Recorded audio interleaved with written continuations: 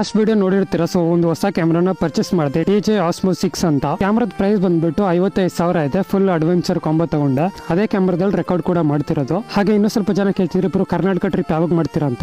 Karnataka trip ಮಾಡಬೇಕು ಅನ್ಕೊಂಡಿದೀನಿ. Date ಬಂದ್ಬಿಟ್ಟು ಇದೇ ಭಾನುವಾರ ಏಪ್ರಿಲ್ 19ಕ್ಕೆ ನಮ್ಮ ಕೊಡಗು ಮಡಿಕೇರಿಯಿಂದ ಸ್ಟಾರ್ಟ್ ಮಾಡೋಣ ಅಂತ ಅನ್ಕೊಂಡಿದ್ದೆ. ಸೊ ನನ್ಗೆ ರೈಡ್ ಮಾಡ್ಬೇಕಾದ್ರೂ ಎಲ್ಲೂ ಕೂಡ ಪ್ರಾಬ್ಲಮ್ ಆಗಬಾರ್ದು ಅಲ್ವಾ, ಮೇನ್ ಥಿಂಗು. ಅದಕ್ಕೋಸ್ಕರ ಗಾಡಿನ ಸರ್ವಿಸಿಗೆ ಬಿಟ್ಟೆ. ಗಾಡಿನ ಸರ್ವಿಸಿಗೆ ಬಿಟ್ಟಾದ್ಮೇಲೆ ಗೊತ್ತಾಯ್ತು ತುಂಬಾ ಪ್ರಾಬ್ಲಮ್ಸ್ ಇದೆ ಅಂತ.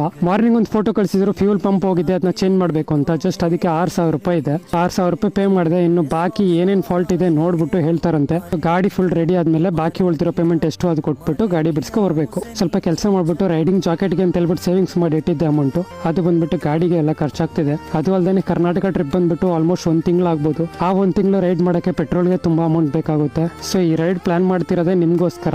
ನಾನು ನಿಮ್ಮ ಊರಿಗೆ ಬಂದ್ರೆ ಅಕ್ಕಪಕ್ಕ ಯಾವ್ದಾದ್ರು ಊರಲ್ಲಿ ನೀವಿದ್ರೆ, ಸೊ ನಾನು ಯಾವ ಊರಲ್ಲಿ ಮೀಟ್ ಅಪ್ ಅಂತ ಹೇಳ್ತೀನಿ, ಆ ಊರಿಗೆ ಒಂದ್ಸರಿ ವಿಸಿಟ್ ಮಾಡ್ಬಿಟ್ಟು